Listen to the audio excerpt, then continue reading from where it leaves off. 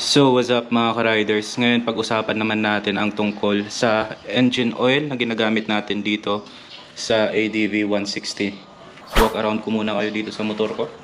Yan, all stock. Yan. So magto 2 years na tong motor sa akin pero ganyan pa rin siya guys. Yan, makinis at black na black. Nice. Tara, let's go.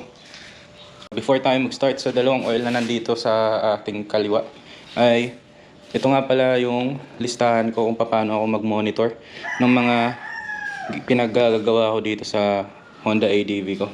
Ngayon naman mag-auto check tayo. Yan. Nasa 12,905, 906 na yung auto ng motor. So 12,900. Tapos yung last na change oil ko, ayan, naka-check. Last change oil ko nung December 28, 2025 ng 11,900 kilometers. So, nasa 1,000 kilometer na rin. Yung last ride na biniyahe natin guys dito is yung last ride natin nung 2025 going to Sagada Mountain Province. Ayan. So, ayan. So, ito nga pala yung mga oil. Lahat ng history sa change oil ko dito mga ka-rider. Lahat yan ng engine oil. Lahat ng ginagamit ko dyan is itong Pro Honda Empower Your Passion. Ayan. So Honda oil yung ginagamit natin na MB Fully Synthetic 10W30SL ngayon. So ngayon naman gusto kong mag-experiment at makatry naman ng ibang brand ng oil. So gusto kong matry yung Shell Advance na 5W40 Ultra Scooter Oil na API SP Fully Synthetic. Ayan. Tapos nag-add na rin ako ng Shell Advance na scooter gear oil. Pati nga pala sa gear oil na nilalagay ko dati dito sa Honda ADV is purong Honda brand na gear oil. So ngayon, sa 12,900 na tinakbo ni ADV, gusto kong subukan tong si Shell Advance 5W40 tapos si scooter oil ng Shell Advance. Pero before tayo mag-start, and utilize natin yung AI ngayon. So, pakinggan natin kung anong sasabihin ng AI comparing the two. Yung Shell Advance ng 5W40 at yung Pro Honda 10W30SL. Let's go. And guys, so naka-ready na yung cellphone natin. Gemini. And ngayon tatanungin natin yung AI. Siyempre guys, lahat naman natin ng information ngayon is nasa online na. So, try natin. Tanungin natin si AI. What is the best or recommendable engine oil for Honda 160 ADV? Tayo lang natin. For the Honda ADV 160, the best oil is generally the one that matches the manufacturer's technical requirements for the Especially Plus engine. Using the wrong grade can lead to sluggish performance or increased vibration. 1. The official manufacturer recommendation. According to the Honda owner's manual, the standard specification for the ADV 160 is viscosity, SAE10W30. JSO rating, MB. This is critical. MB oils are for dry clutch scooters, while mega ampere per mega ampere 2 are for wet clutch manual bikes. API service category, SG or higher, typically SL or SN in modern oils. Oil capacity, 0.75 liters, 0.8 L bottle is standard for a refill. 2. Recommended oil options. Depending on your riding style and budget, here are the top tier choices. Oil type, brand and model. Why choose it? Best overall, OEM, Honda Genuine Oil, SP99. Specifically formulated for Honda's Especially Plus engines, it ensures your warranty remains intact and offers the exact friction properties intended by the engineers. Best performance, Motul Scooter Power LE5W-30 W30. A premium fully synthetic So yung Motul din pala guys, okay siya. Better heat management for long rides. Best for long rides, Shell Advance Long Ride. Pero kung ako kagaya ko, mahilig ako mag long ride guys. Best for long rides, Shell Advance. Shell Advance. Premium protection. Liqui Moly Mulligan Scooter 10W30. Kaso 10W40 yung sinasabi dito sa AI. Yung meron tayo 5W40. Key tips for your ADV 160. Avoid motorcycle oil, JSO MA. If you see MA or MA2 on the bottle, it's for manual motorcycles. While it won't break your engine immediately, it contains friction modifiers meant for a wet clutch that a scooter doesn't have, which can lead to lower fuel economy. So okay na yan guys.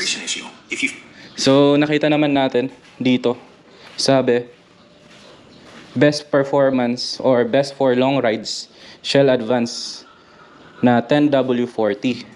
Kaso, ang nabili natin ay 5W40. So, ayan. So, medyo malabnaw to. Medyo malabnaw yung 5W. Kaysa dito sa best for long rides, dito sabi sa AI na 10W40 yung best for long rides. Yun nga lang, mas okay yung 10. Sabi dito sa AI. Ngayon, tanungin naman natin yung kung okay lang ba gamitin ang 5W40 na fully synthetic ng Shell Advance for scooter sa Honda ADV.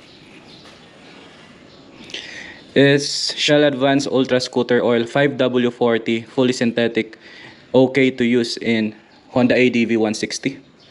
Tayo lang Yes, tayo. Shell Advance Ultra Scooter 5W40 Yes, daw, yes. is a very good and safe choice for the Honda ADV 160, though it behaves slightly differently than the factory standard oil. While the manual officially recommends 10W30, this Shell 5W40 variant is popular among ADV 160 owners for specific reasons. Okay. Here is how it breaks down. Why it works well. JSO MB rating. This is the most important part. Shell Ultra Scooter is JSO MB certified, meaning it is specifically designed for automatic scooters with dry clutches, like the ADV 160. It contains the friction modifiers needed to keep a scooter engine running efficiently.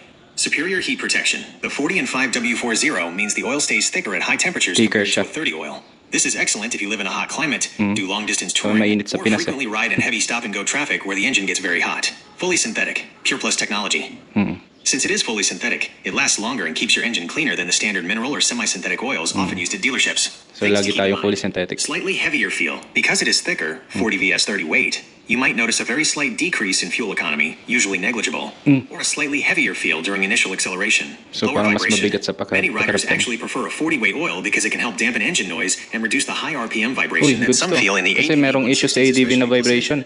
Cold starts. The 5W means it flows even better than a 10W oil when the engine is cold, providing excellent protection the moment you start the bike. Summary verdict. Yeah. It is safe and highly recommended as an upgrade over standard oil, especially for performance and engine longevity. Just ensure you are buying the scooter version, blue/purple bottle with the scooter icon, and not the standard Ultra for manual bikes, which is JSO MA2. Would you like me to check the specific gear oil you should use alongside this for your next maintenance? Okay na to guys. So ito talaga yun yung gray na merong scooter na design. Tsaka nakasulat naman scooter. So okay naman. So sabi naman ng AI, Shell Advance na 5W40 is recommendable.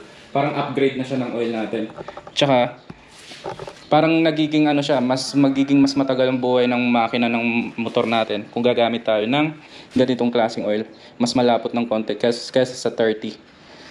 Nga lang, medyo heavier siya, so mag-e-effort yung makina mag-pump ng oil. So makakaramdam daw tayo ng medyo mabigat na feeling sa arangkada, mga ganyan. Pero ang sabi naman is mas nakakatulong siya to lessen vibration.